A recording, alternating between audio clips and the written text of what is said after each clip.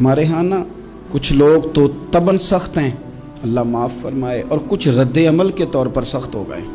کچھ باتیں دلوں میں بیٹھ گئی ہیں جنہوں نے طبیعتوں کو سخت کر دیا ہے۔ کبھی کہیں آپ بہو سے کہ چلو بوڑھی ساس سے اگر کبھی کو بات سخت نکل گئی ہے تو معاف کر دے، وہ تیار نہیں ہوتی، وہ کہتی ہے تمہیں پتہ نہیں میرے ساتھ کیا کچھ ہوا۔ کبھی ساس سے کہا جائے نا چلو بھول گئی تھی بچی تو آپ درگزر کر دیں، تو کہتے ہیں تمہیں پتہ نہیں میرے اندر سختی کتنی آ گئی ہے، دکھ کتنے بیٹھ گئے۔ ہم نا طبیعتوں میں سختی کر بیٹھے، ہمارے دل دھڑکتے ضرور ہیں لیکن صرف اپنے بچوں کے لیے، ہمارے سینوں میں درد اٹھتا ضرور ہے لیکن صرف اپنوں کے لیے۔ ہم نے نا 2 4 5 6 باتیں جمع کر کے ان پر پورا ذہن بنا کے سخت ہو گئے ہیں، طبیعتیں سخت ہیں، دل سخت ہیں۔ میرے نبی پاک صلی اللہ تعالی علیہ وسلم نے فرمایا، یہ حدیث مسلم شریف میں موجود ہے، فرمایا جنت میں وہ لوگ داخل کیے جائیں گے جن کے دل چڑیوں کی طرح نرم ہے، نرم دل کے لوگ، معاف کر دینے والے، جلدی مان جانے والے۔ ایک صاحب تھے، اپنے بھائی سے ناراض ہو گئے اور انہوں نے رشتے سے انکار کر دیا، پہلے ان کے بیٹے کی وہیں پہ نسبت تھی، انکار کر دیا۔ تو کئی لوگوں نے ان سے کہا، میں نے بھی کہا، تو وہ کہنے لگے پیر صاحب عزت بڑی کرتا ہوں آپ کی لیکن میں مرد ہوں، ایک دفعہ نہ کر دوں تو پھر ہاں نہیں کیا کرتا۔ تو میں نے اس صاحب سے کہا، میں نے کہا یوں نہ کر، اگر صبح قیامت تیرے بارے میں کوئی سخت فیصلہ آ جائے اور رب کو منانا ہو کسی مقام پر تو کیا کہے گا؟ بہانے بنا بنا کے ہم سخت ہو گئے،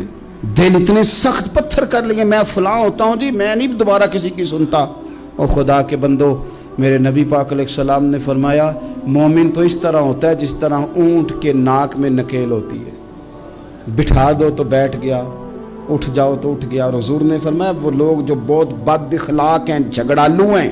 فسادی ہیں، سخت دل ہیں، وہ لوگ جنت میں نہیں جائیں گے۔ جو جھگڑے کرتے پھرتے ہیں جھگڑالو لوگ ہیں۔ عزیز دوستو، اپنی زندگی کے اندر طبیعت میں نرمی، اگر طبیعت نرم ہو گئی نا جی، مزاج میں نرمی آ گئی، تو پھر آپ محسوس کریں گے کہ آپ معاف کرتے بھی جلدی ہیں اور معافی دیتے بھی جلدی ہیں۔ پھر آپ کے تعلقات بچیں گے، آپ کی نسبتیں بچیں گی، آپ کے بہت سارے رشتوں میں قربت آئے گی، ٹوٹیں گے نہیں۔ ایک تو دل نرم کریں، کسی شخص کے بارے میں دل میں کوئی بات ہے تو اسے معاف کریں اور معافی دیں۔ کچھ لوگ بالکل ٹھیک ٹھاک ہوتے ہیں، کوئی ناراضگی نہیں ہوتی، لیکن آپ نے بچی کی شادی کا کارڈ دیا نہیں تو فوراً ناراض ہو جاتے ہیں، اور پھر آپ سمجھا رہے ہیں، قائل کر رہے ہیں، وہ تیار ہی نہیں ہے قائل ہونے کو۔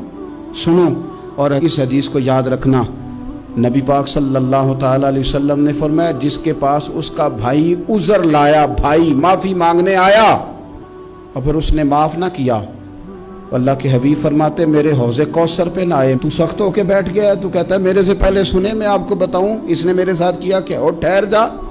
اگر حساب کتاب کے بعد معافی والا اصول رکھ لیا جائے کہ پہلے حساب کتاب ہوگا، غلطیوں کا مداوع ہوگا، پھر معافی ہوگی، تو یہی حساب اگر رب کریم بندوں کے ساتھ کرے تو پھر میں اور آپ کدھر جائیں گے؟ تو اس سادی بات پہ آ جاؤ نا، تو 2 جملوں میں حضور نے سمجھائی ہے، فرمایا تم رب کے بندوں کو معاف کر دو، اللہ تمہیں معاف کر دے گا۔ رمضان المبارک کے تشریف لانے سے پہلے اپنی طبیعت کے اندر ایسا ذوق لائیں، ایسی طبیعت لائیں کہ ہم نے معافی دینی بھی ہے اور معافی لینی بھی ہے۔ بعض اوقات ہم رسم ادا کرتے ہیں شب برات سے پہلے، یہ سوشل میڈیا پہ چل گیا، فلانے کو فلان کہہ دیا، اگر کوئی کبھی ہوئی نا تو معاف، ایسے تو نہیں نا معافیاں ہوتی۔ ہمیں پتہ ہوتا ہے ہم سے کون ناراض ہے، ہمیں خبر ہوتی ہے ہم نے کس کو تکلیف دی، ہمیں پتہ ہوتا ہے کس نے ہمارے لہجوں سے پریشانی پائی ہے، کون ہے جو ہماری وجہ سے اذیت کا شکار ہے، تو اس سے جا کے معافی مانگے، تو یہ چیزیں معافی کا سبب